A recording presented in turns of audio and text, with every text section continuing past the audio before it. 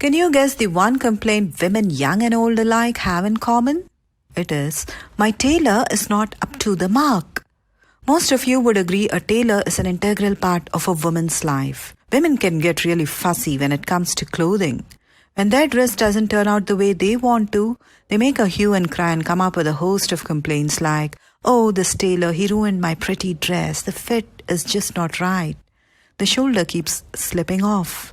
The dress is too short or too long, and so on and so forth.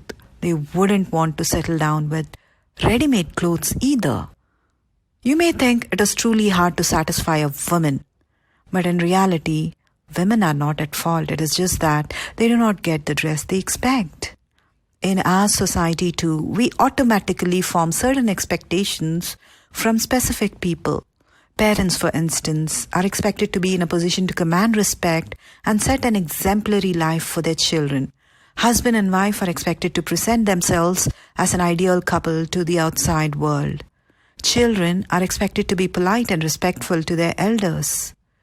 Friends are expected to keep their promises and do everything within their means to help. This way, we subconsciously have formed expectations of everyone around us.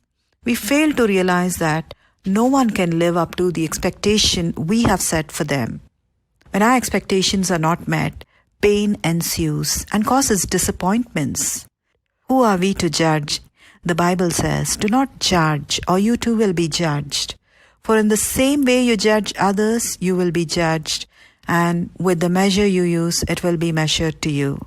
With this golden rule in mind, hereafter, let us learn to be more compassionate and let go of our expectations when we connect with people and live a life filled with acceptance, gratitude, and love.